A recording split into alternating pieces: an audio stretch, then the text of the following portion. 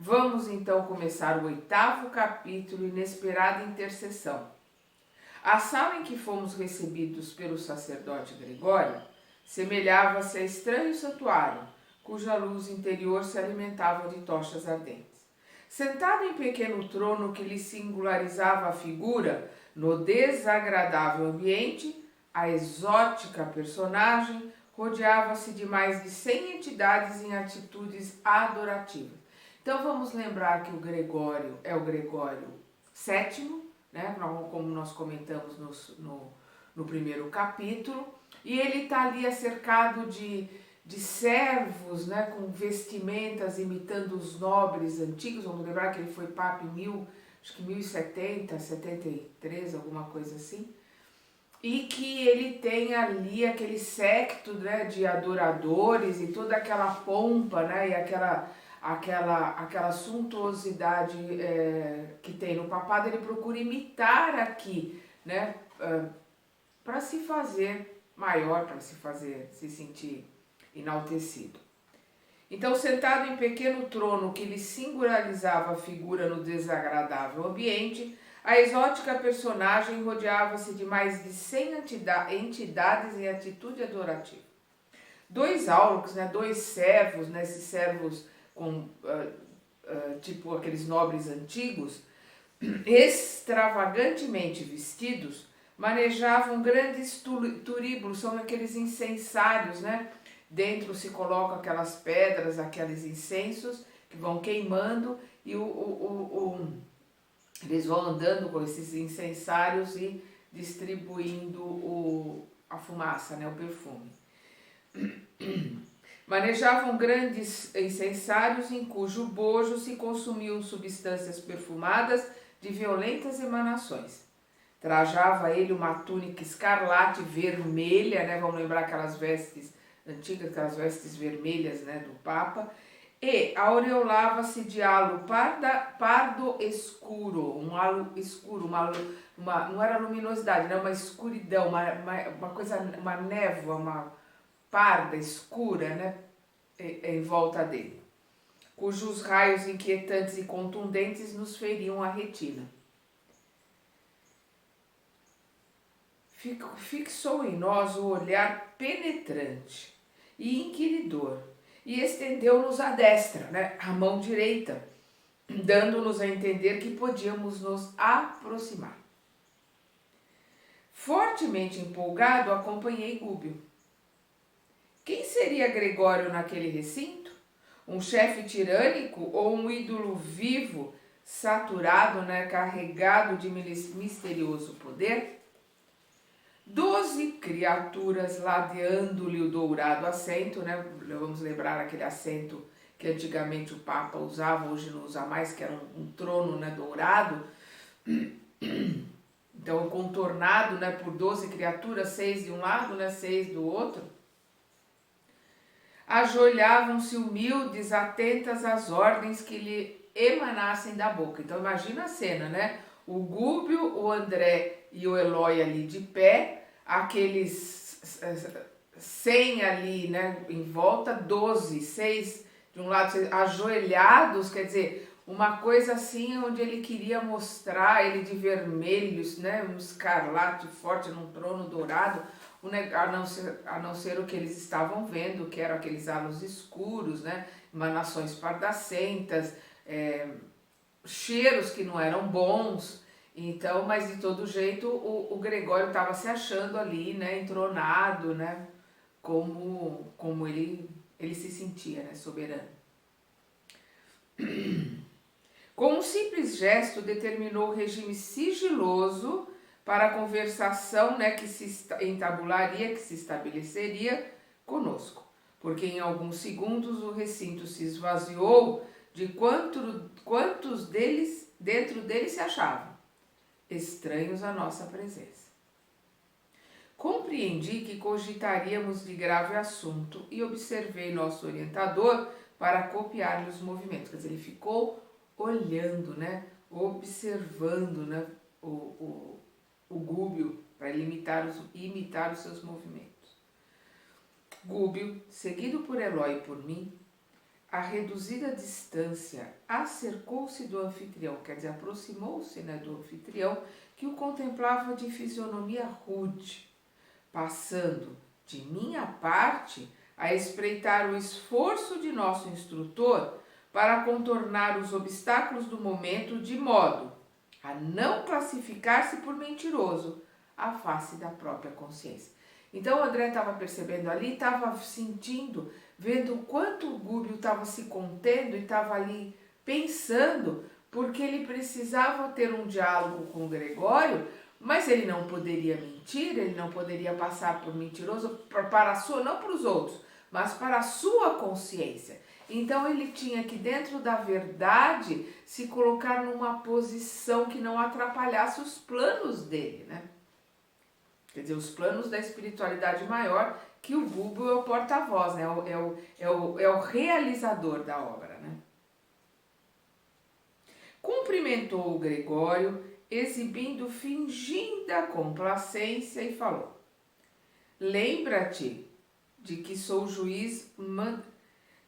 cumprimentou o Gregório, né? O Gregório cumprimentou o Gubbio, né? Fingindo, né? Exibindo uma fingida complacência, né? Se passando ali de, olha como eu sou bonzinho, né? Aí o Gregório fala: lembra-te de que sou juiz mandatária do governo forte aqui estabelecido. Não deves, pois, faltar à verdade. Decorrida a pequena pausa, acrescentou: em nosso primeiro encontro enunciaste um nome. Sim, respondeu Gubbio sereno, o de uma benfeitora.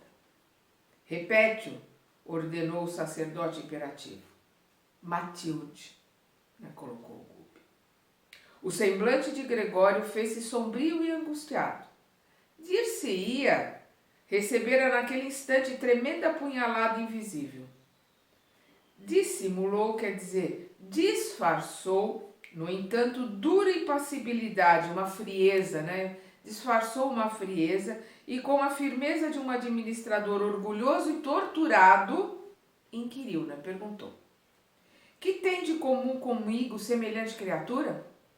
Nosso orientador redarguiu sem afetação. Asseverou-nos querer-te com desvelado amor materno, dedicado amor materno. Vamos lembrar lá no primeiro capítulo que a Matilde não é a mãe biológica do Gregório, mas ela é a mãe de coração, que foi ela que cuidou dele, passou ensinamentos. Então ele a tem como mãe, né? E ela o tem como filho. Evidente engano, né? As palavras aqui, né? Aduziu Gregório ferino, né? Palavras do Gregório. Minha mãe separou-se de mim há alguns séculos. Ademais, ainda que me interessasse tal reencontro, estamos fundamentalmente divorciados um do outro. Ela serve ao cordeiro e eu sirvo aos dragões. Aí nós vamos ver que o André Luiz coloca uma nota aqui no livro, que os dragões são espíritos caídos no mal, desde eras primevas da criação planetária, e que operam em zonas inferiores da vida, personificando líderes de rebelião, ódio, vaidade e egoísmo. Não são, todavia, demônios eternos, porque individualmente se transformam para o bem no curso dos séculos, qual acontece aos próprios homens. Então, são como eles se designam, eles vivem dentro da terra, né, dentro da crosta, no submundo, no que a gente chama de abismo, e eles usam essa figura, né, de escamas, essa figura retilínea como de dragão para assustar, para meter medo. Então eles gostam, eles se comprazem de plasmar, né? Vamos lembrar que o perispírito ele é plasmável, né? Ele é plástico. Então eles gostam de se colocar nessa posição para meter medo.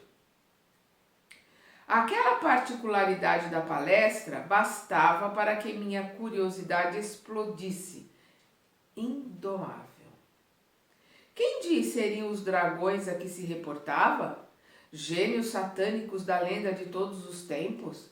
Espíritos caídos no caminho evolucionário, de inteligência voltada contra os princípios salutares e redentores do Cristo, que todos veneramos na condição do Cordeiro de Deus? Sem dúvida, não me equivocava. No entanto, Gúbio lançou-me significativo olhar, certamente depois de sondar-me em silêncio.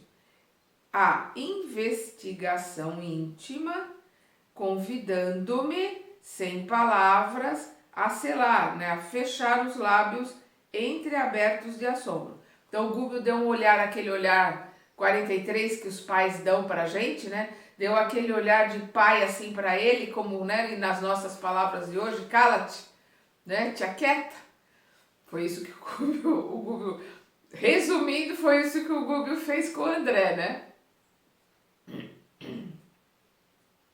Indiscutivelmente, aquele instante não comportava a conversação de um aprendiz e devia destinar-se às manifestações conscientes e seguras de um mestre. Então ali não podia ter pergunta, ali não podia ter intervenção, nem ele poderia intervir como aprendiz. Ali ele, como aprendiz, tinha que assistir o trabalho de um mestre.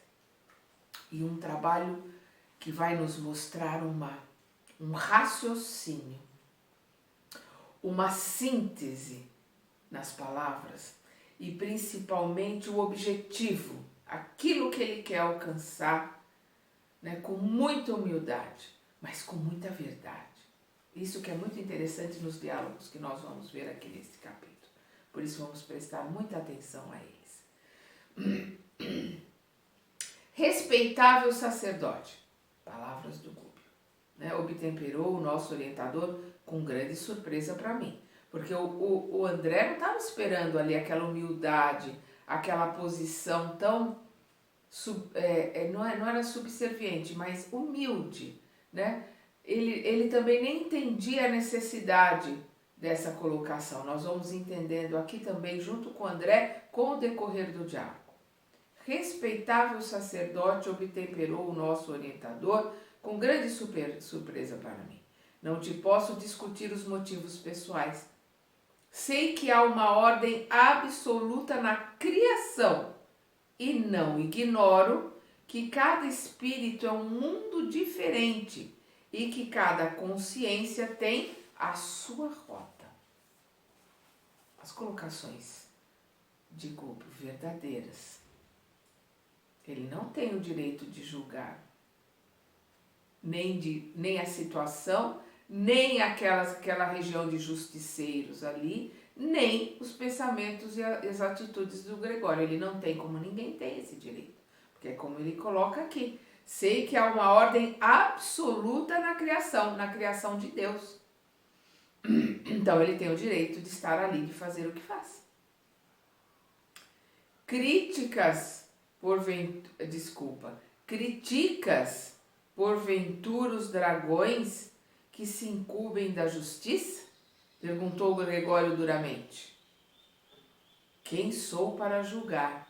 Olha a colocação de Gúbio. Porque se ele fizesse qualquer colocação diferente, entrasse num embate entre bem e mal, eles ficariam ali presos e precisariam de resgate, né? Então, vamos pensar aqui.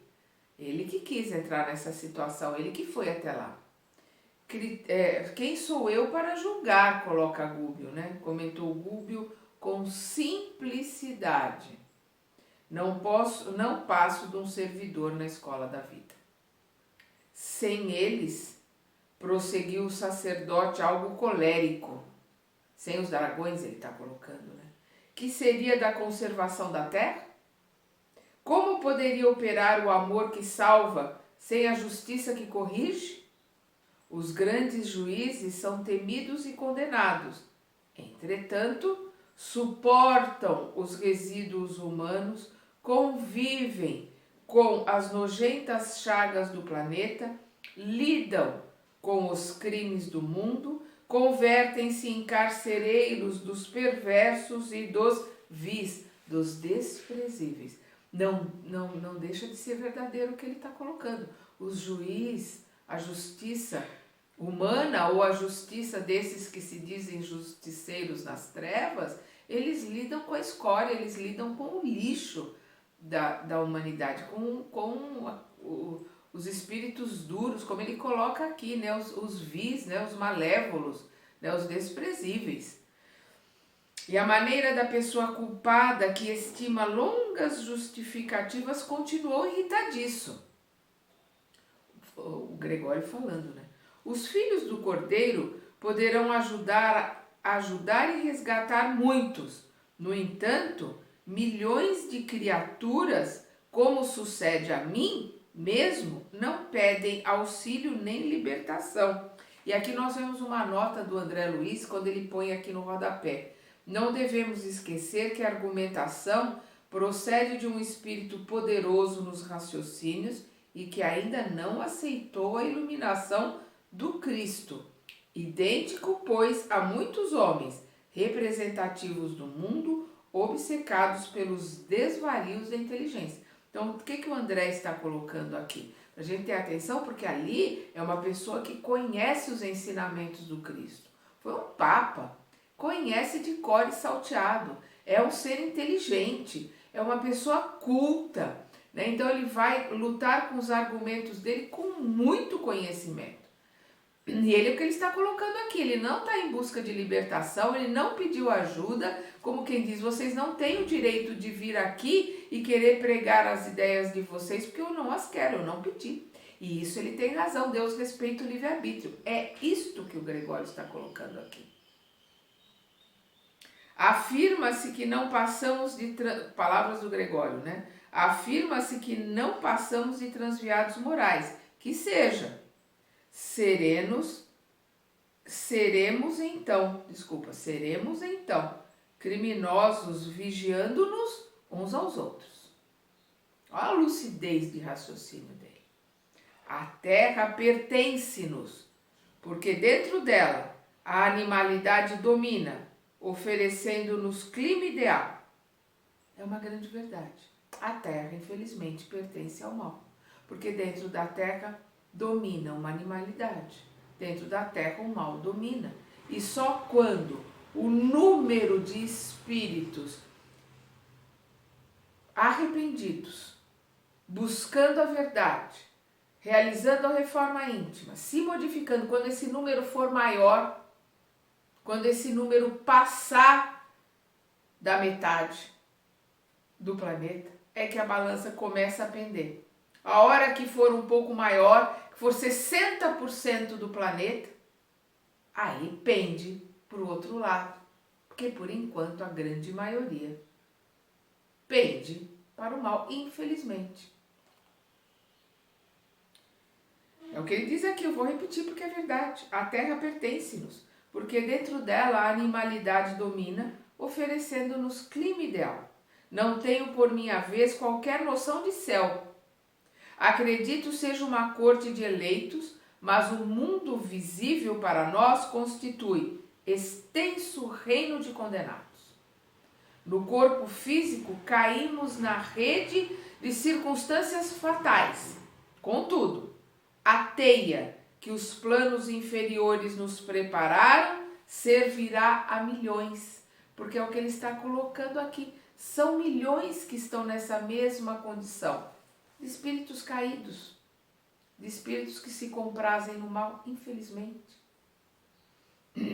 Se é nosso destino peneirar o trigo, perdão, ele coloca aqui, né? Se é nosso destino joirar, né, peneirar o trigo do mundo, nossa peneira não se fará complacente.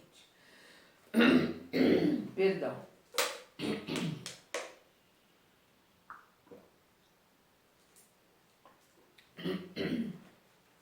Experimentamos que somos na queda.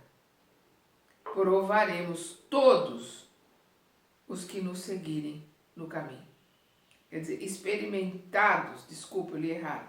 Experimentados que somos na queda. Já tem know-how, né? Mestrado e PhD na queda. Provaremos todos os que nos surgirem no caminho. daremos provas, né? Provaremos no sentido de dar provas, seremos justiceiros de todos os que nos surgirem no caminho. Ordenam os grandes juízes que guardemos as portas. Temos, por isso, servidores em todas as direções. Subordinam-se-nos todos, os homens e mulheres, afastados da evolução regular. E é forçoso reconhecer, é indispensável reconhecer que semelhantes individualidades se contam por milhões. Isto é uma grande verdade, porque todos nós servimos ao Senhor. Então, se nós não estamos servindo a Deus, e a grande maioria de nós, na maior parte do tempo, infelizmente, não estamos servindo a esses irmãozinhos menos dignos, infelizmente. Eu vou repetir. Subordinam-se-nos todos os homens e mulheres, afastados da evolução regular.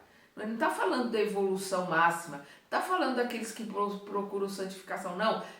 Os que estão afastados da evolução regular, da média, daquela evolução mínima. É indispensável reconhecer que semelhantes individualidades se contam por milhões. Além disso, os tribunais terrestres são insuficientes para a identificação de todos os delitos que se processam entre as criaturas. Nós sim, é que somos os olhos da sombra, para os quais os menores dramas ocultos não passam despercebidos. O que ele está colocando? A maioria dos dramas, a maioria dos delitos passam desapercebidos. A justiça dos homens, as justiças da terra. A gente sabe que no nosso planeta, infelizmente, não existe justiça. Tem muito mais justiça hoje do que há 1000 anos atrás, quando o Gregório era Papa, 1200 anos atrás, praticamente. Mas ainda estamos longe de uma verdadeira justiça. Ante o intervalo que se fizera, contemplei o rosto de Gúbio, que não apresentava qualquer alteração. Fitando Gregório com humildade, considerou. Aqui eu falei 1200, não, é 1000 anos, se ele era Papa em 1073, nós estamos em 2021, são basicamente 950 anos atrás, né? Antes que alguém escreva aí nos comentários corrigindo. Vamos lá. Fitando Gregório com humildade, considerou, aqui palavras de Gúbio, né? Olhando Gregório com humildade. Grande sacerdote, eu sei que o Senhor Supremo nos aproveita em sua obra divina, segundo as nossas tendências e possibilidades de satisfazer-lhes os desígnios. Em outras palavras, educadamente, humildemente, gentilmente, o que o Gúbio está falando? Indiretamente, o mal sempre trabalha para o bem. Olha as palavras dele. Eu sei que o Senhor Supremo, né, Deus, nos aproveita em sua obra divina, segundo as nossas tendências e possibilidades de satisfazer-lhe os desígnios. Os fagócitos, né, as células brancas do nosso sangue, os fagócitos no corpo humano são utilizados na eliminação da impureza. Do mesmo modo que a faísca elétrica irrompe, né, inicia insofreável a fim de sanar os desequilíbrios atmosféricos. É da mesma forma que a faísca, né, os raios, né, aparecem para sanar os desequilíbrios atmosféricos, cair as grandes tempestades. Então, os glóbulos brancos limpam o sangue, os raios, né, os trovões criam grandes tempestades que limpam a atmosfera.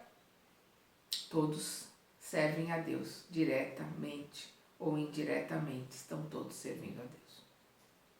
Respeito, assim, o teu poder, porque se a sabedoria celeste conhece a existência das folhas tenras das árvores, sabe também a razão de teu extenso domínio. Entretanto, não concordas em que a nossa interferência prevalece sobre a fatalidade, círculo fechado de circunstâncias que nós mesmos criamos? Não estou habilitado a apreciar o trabalho dos juízes que administram esses pousos de sofrimento reparador. Conheço, contudo, os quadros pavorosos que se desdobram ao teu olhar. Observo de perto os criminosos que se imantam uns aos outros, que se ligam uns aos outros. Sondo de quando em vez os dramas sombrios daqueles que jazem nas furnas de dor, daqueles que permanecem nas furnas de dor. Ele vê o sofrimento, e essa dor que existe em toda parte. Magnetizados ao mal. É castigo? Não, é sintonia, é livre escolha, é livre-arbítrio. Magnetizados ao mal que praticaram. E não ignoro que a justiça deve reinar consoante as determinações soberanas, que é a lei de Deus. Afins atraem afins, ação e reação. Eles estão juntos pela lei de Deus. E todos juntos, os mais fortes dominam os mais fracos. É o que acontece ali.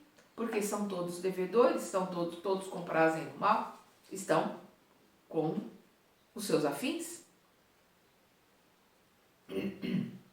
Todavia, respeitável Gregório, não admites que o amor, instalado nos corações, redimiria todos os pecados?